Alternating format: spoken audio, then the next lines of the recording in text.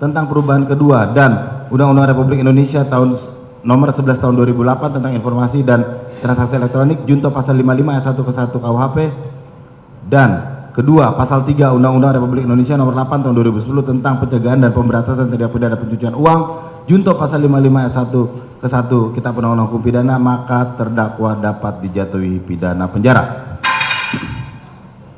Bahwa oleh karena terdakwa dapat dimintai pertanggungjawaban pidana dan dijatuhi pidana, serta terdakwa sebelumnya tidak ada mengajukan permohonan pembebasan dari pembayaran biaya perkara, maka berdasarkan pasal 222 KUHP kepada terdakwa dibebankan pula untuk membayar biaya perkara.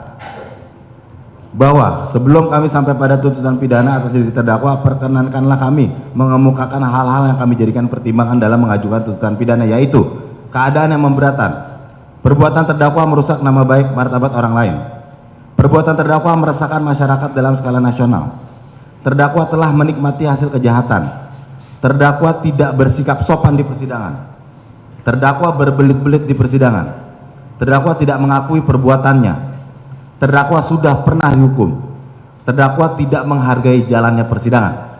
Keadaan yang meringankan, terdakwa masih memiliki tanggungan keluarga. 5. Tuntutan. Berdasarkan uraian yang dimaksud, kami penuntut umum dalam perkara ini dengan memperhatikan ketentuan undang-undang yang bersangkutan untuk dan atas nama negara menuntut supaya Majelis Hakim Pengadilan Negeri Jakarta Selatan yang memeriksa dan mengadili perkara ini memutuskan: 1. Menyatakan terdakwa Nikita Mirzani telah terbukti secara sah dan meyakinkan bersalah melakukan tindak pidana, mereka yang melakukan, yang menyuruh melakukan, dan yang turut serta melakukan perbuatan dengan sengaja dan tanpa hak mendistribusikan atau mentransmisikan informasi elektronik dan atau dokumen elektronik dengan maksud untuk menguntungkan diri sendiri atau orang lain secara melawan hukum, dengan ancaman pencemaran dan atau dengan ancaman akan membuka rahasia, memaksa orang supaya memberikan sesuatu barang yang sebagian atau seluruhnya milik orang lain tersebut atau milik orang lain, dan mereka yang melakukan, yang menyuruh melakukan, turut serta melakukan perbuatan menempatkan, mentransfer, mengalihkan, membelanjakan, membayarkan, menghibahkan, menitipkan, membawa ke luar negeri, mengubah bentuk, menukarkan dengan mata uang atau surat berharga atau perbuatan lain atas harta kekayaan yang diketahuinya atau patut diguduganya merupakan hasil tindak pidana sebagaimana dimaksud dalam pasal 2 ayat 1 dengan tujuan menyembunyikan atau menyamarkan asal usul harta kekayaan sebagaimana melanggar pertama ke 1 pasal 45 ayat 10 junto pasal 27B ayat 2 Undang-Undang Republik Indonesia nomor 11 tahun 2008 tentang informasi dan transaksi elektronik sebagaimana telah diubah terakhir dengan Undang-Undang Republik Indonesia nomor 1 tahun 2024 tentang perubahan kedua atas Undang-Undang Republik Indonesia nomor 11 tahun 2008 tentang informasi dan transaksi elektronik junto pasal 55 ayat 1 ke 1 Kitab Undang-Undang Hukum Pidana, dan kedua pasal 3 Undang-Undang Republik Indonesia nomor 8 tahun 2010 tentang pencegahan dan pemberantasan tindak pidana pencucian uang junto pasal 55 ayat 1 ke 1 Kitab Undang-Undang Hukum Pidana. 2. Menjatuhkan pidana oleh karena itu dengan pidana penjara selama 11 tahun dan denda sebesar 2 miliar rupiah dengan ketentuan apabila denda tersebut tidak dibayarkan maka diganti dengan pidana kurungan selama 6 bulan. 3. Memerintahkan supaya terdakwa tetap ditahan. 4. Menyatakan barang bukti berupa 1. Satu buah sistem elektronik akun WhatsApp dengan nomor 081288779794 sampai dengan barang bukti dengan nomor urut 39 satu unit handphone tipe iPhone 15 Pro Max warna silver dengan email 3546510935778 dan nomor 085217317386 seluruhnya dipergunakan sebagai barang bukti dalam perkara atas nama saksi Ismail Marzuki. 5. Menetapkan agar terdakwa membayar biaya perkara sebesar Rp5.000. Demikian surat tuntutan ini kami bacakan dan diserahkan dalam sidang hari ini Kamis tanggal 9 Oktober 2025 Jakarta 9 Oktober 2025 penuntut umum ditandatangani. Terima kasih.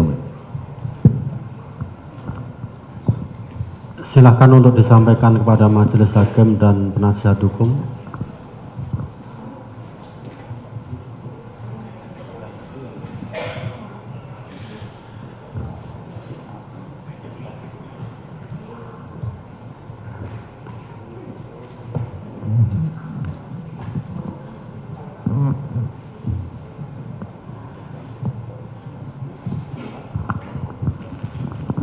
Jadi demikian tuntutan sudah dibacakan oleh penuntut umum dan sudah disampaikan kepada Majelis Hakim dan penasihat hukum.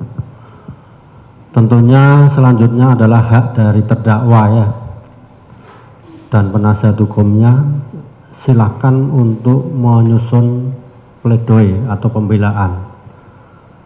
Baik nanti yang akan disusun oleh penasihat hukumnya maupun kalau terdakwa mau menyusun tersendiri bisa juga begitu ya. Dan untuk itu sebagaimana sudah kita rencanakan ya, akan kita kasih waktu sampai hari Kamis tanggal 16 Oktober 2025 ya.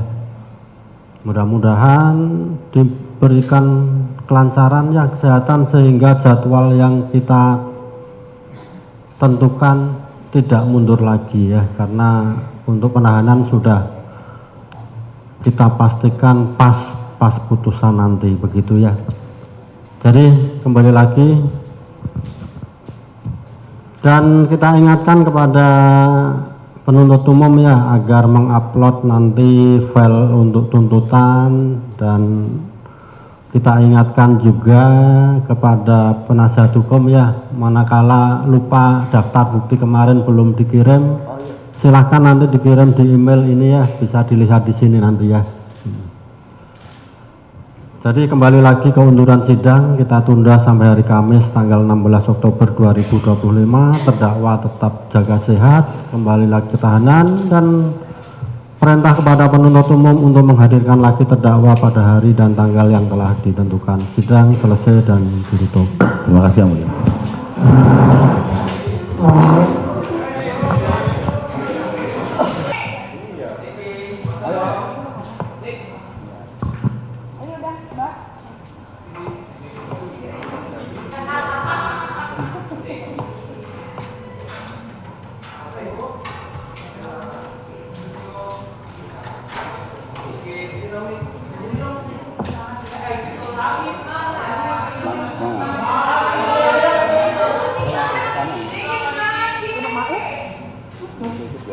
Apa yang bilang langsung? Oh, ya udah, kalau Mail misalkan nggak ada apa cuma nggak kenal.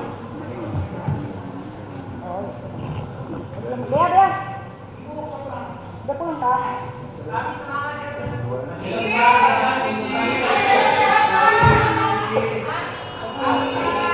Abi masih bebas.